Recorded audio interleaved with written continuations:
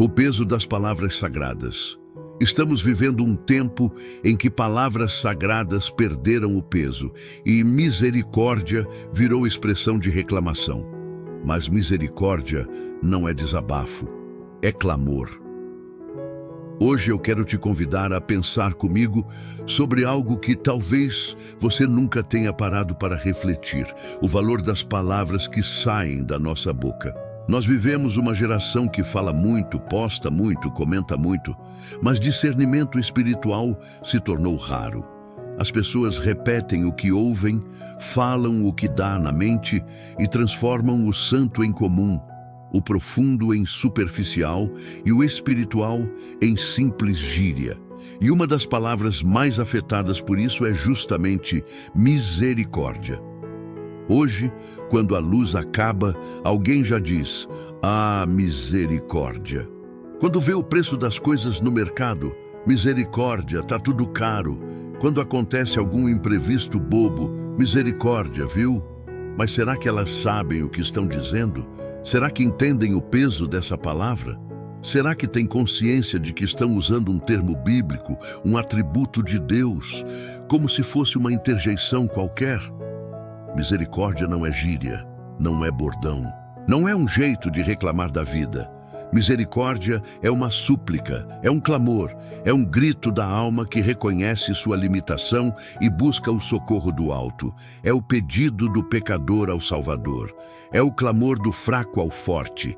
É a oração de quem sabe que só Deus pode fazer o que o homem é incapaz de resolver. A verdade é que quando uma palavra perde o significado, a fé perde parte de sua força, porque a fé passa pela compreensão, pela convicção, pelo entendimento. E quando tomamos algo tão precioso e tratamos como banal, nós mesmos esvaziamos o impacto espiritual que ela deveria produzir dentro de nós. Quantas vezes nós já vimos Jesus sendo chamado com esse clamor? "Filho de Davi, tem misericórdia de mim." Lucas 18:38. Esse não era um desabafo, era um pedido de vida ou morte. "Tem misericórdia de nós", diziam os leprosos, que viviam excluídos. Não era um bordão, era a última esperança. O publicano no templo batia no peito e dizia: "Senhor, tem misericórdia de mim, pecador."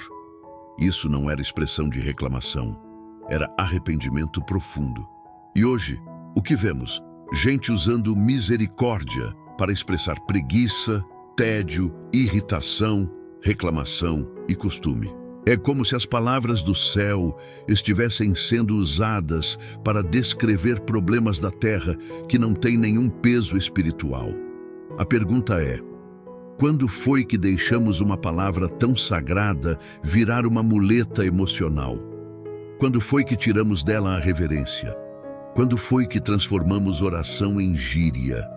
E o mais sério, se tratamos as palavras espirituais de forma superficial, começamos também a tratar Deus com superficialidade, porque a boca expressa o que o coração vive.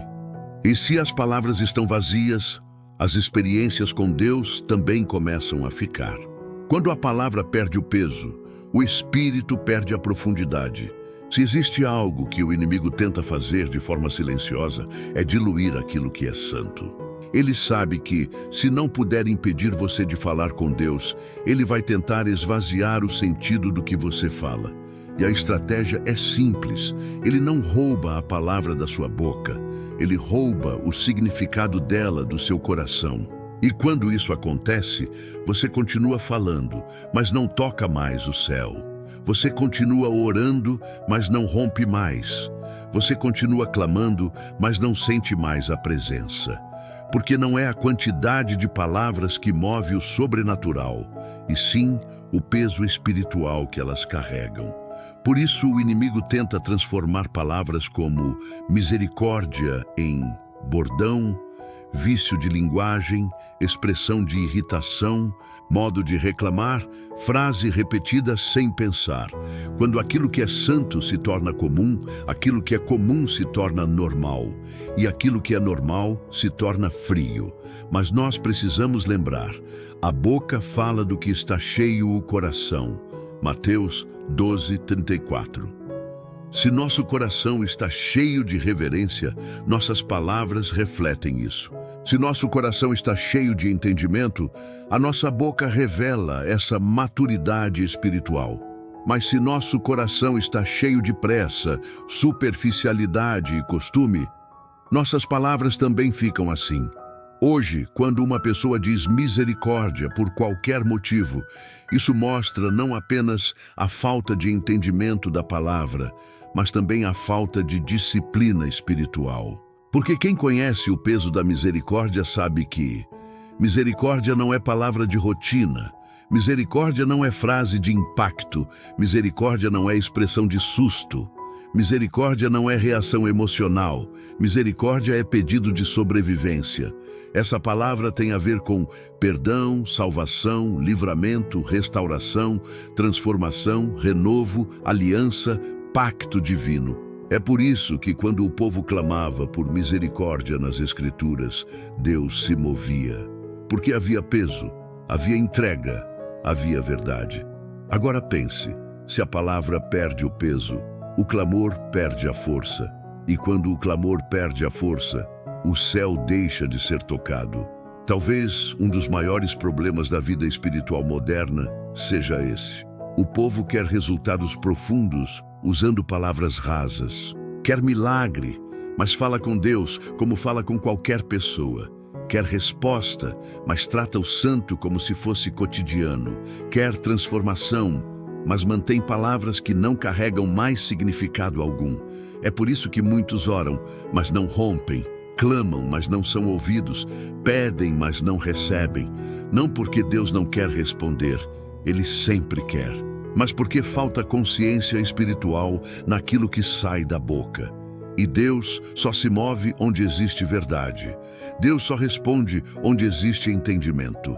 Deus só honra onde existe reverência. Quando você usa a palavra misericórdia com o peso certo, ela abre portas. Quando usa sem peso nenhum, ela se perde no vento. A pergunta é, quantas palavras sagradas nós estamos usando sem perceber que perdemos a profundidade delas? Quantas expressões espirituais se tornaram automáticas, vazias, banais? Quantas vezes estamos falando com Deus sem consciência do que estamos dizendo? Essa é a geração que fala misericórdia com a boca, mas não sabe o que a alma está pedindo. E por isso, nesta série, Deus quer restaurar o peso das palavras no seu povo. Porque quando o peso volta, a glória volta, o fogo volta, a resposta volta, a presença volta e o céu volta a se mover. A misericórdia como lugar de rendação e não de reclamação. Se existe algo que precisamos entender, é que a misericórdia não é um escape emocional, é um lugar espiritual. A Bíblia não apresenta misericórdia como resposta para incômodos do dia a dia, mas como refúgio para a alma em tempos de necessidade verdadeira. Quando o cego de Jericó clamou, Jesus, filho de Davi, tem misericórdia de mim. Ele não estava dizendo isso porque estava irritado, cansado ou contrariado. Ele estava dizendo porque queria ver, porque precisava de transformação, porque sua vida inteira dependia daquele momento. A misericórdia na Bíblia é sempre mencionada em contextos de desespero, arrependimento, busca por cura, necessidade real, mudança profunda. Mas hoje, nós vemos uma geração que diz misericórdia porque derrubou algo no chão, porque choveu no dia errado, porque esqueceu algo em casa, porque alguém falou algo que não gostou. E quando usamos essa palavra como resposta para situações pequenas, passageiras e sem impacto espiritual, nós desvalorizamos o lugar onde essa palavra deveria nos levar. A misericórdia deveria nos levar ao altar, mas muitos usam essa palavra para reclamar da vida. E, sem perceber, transformam o clamor em lamento, o sagrado em banal, a oração em comentário. E aqui está a verdade espiritual que o Espírito Santo nos revela. Quando você usa uma palavra do céu para assuntos da terra, você retira dela o poder de abrir portas espirituais. Se eu uso a palavra misericórdia para reclamar, Quando eu realmente precisar clamar por misericórdia, meu coração estará acostumado a dizer a palavra sem profundidade, sem temor, sem quebrantamento. E Deus não responde palavras automáticas. Deus responde corações verdadeiros. A Bíblia diz: clamas a mim e responder-te-ei. Mas o clamor não é só o som da voz, é o peso da alma dentro da voz. E é por isso que a misericórdia tem sido tão mal compreendida nos últimos tempos. A pessoa diz misericórdia da boca para fora e não percebe que isso revela algo do coração. Porque a forma como falamos revela a maneira como vemos Deus. Se tratamos uma palavra divina como comum, talvez estejamos tratando Deus como comum. Se tratamos um clamor como desabafo, talvez estejamos tratando a oração como descarga emocional e não como diálogo com o Pai. E por isso tantas vidas estão orando e não recebendo, clamando e não rompendo, pedindo e não vendo milagre, buscando e não sentindo presença. Não porque Deus se calou, mas porque a nossa geração perdeu o peso das palavras espirituais. E quando perdemos o peso, perdemos o impacto. E quando perdemos o impacto, perdemos a profundidade. E quando perdemos a profundidade, perdemos a resposta. Por isso, o Espírito Santo nos chama hoje a restaurar o significado, a devolver peso às palavras, a devolver honra às expressões do céu, a devolver consciência ao nosso clamor, a devolver reverência ao que sai da nossa boca. Porque Deus não precisa de frases bonitas. Ele precisa de verdade. E misericórdia só funciona quando ela sai de um coração que entende o que está pedindo. A misericórdia que cura o coração e reconstrói a alma. Mas existe ainda um aspecto de misericórdia que quase ninguém fala. A misericórdia que cura aquilo que ninguém vê. Porque tem gente que pede misericórdia não porque pecou, mas porque cansou. Cansou de lutar sozinho, cansou de guardar tudo no peito, cansou de ser forte para todo mundo e fraco só por dentro. Tem pessoas que chegam diante de Deus não com orações bonitas, mas com palavras quebradas, com a voz embargada, com o coração cheio de nós, sem saber nem por onde começar. E mesmo assim, Deus entende. Porque Deus não responde apenas palavras, Ele responde sinceridade. A misericórdia de Deus não é só para quem caiu, é também para quem está de pé, mas tremendo. É para quem está sorrindo por fora, mas chorando por dentro. É para quem se sente invisível. É para quem está vivendo um dia normal, mas por dentro enfrenta uma guerra silenciosa. E é nessa hora que a misericórdia de Deus se revela não como julgamento, mas como abraço. Porque Deus é Pai. E Pai não expulsa filho ferido. Pai acolhe, Pai limpa, Pai restaura, Pai fortalece. Misericórdia é o que Deus estende quando a alma já não encontra apoio em lugar nenhum. É a mão que levanta quando não existe mais força. É o alívio que chega quando o peito está pesado demais. É a paz que domina quando tudo ao redor está em tempestade. E sabe por que essa misericórdia cura? Porque ela não depende do que você fez, ela depende do amor que Ele é. A misericórdia não é merecimento, é socorro, é refúgio, é bálsamo. É Deus dizendo: eu sei onde dói, eu sei o que você não falou para ninguém, e mesmo assim eu continuo aqui. Quando você pede misericórdia de verdade, não está apenas pedindo perdão, está pedindo força, cura, paz, direção, acolhimento, esperança, vida. E Deus dá, Deus sempre dá. Porque a misericórdia dele não tem hora, não tem limite, não tem fim. A misericórdia de Deus é o remédio para a alma cansada, é o colo para o coração aflito, é a luz para quem se perdeu. E cada vez que você clama: Senhor, tem misericórdia de mim, você está abrindo a porta para que Ele faça dentro de você aquilo que ninguém mais consegue fazer. A misericórdia é o caminho que nos leva à reconciliação e renovação. A misericórdia de Deus não é algo passageiro, não é algo que se pede uma vez e se esquece. Ela é um caminho que nos leva a uma vida transformada, a um relacionamento profundo com Deus, onde somos constantemente tocados e restaurados por Ele. Quando a Bíblia fala de misericórdia, ela fala de algo contínuo, algo que não se esgota.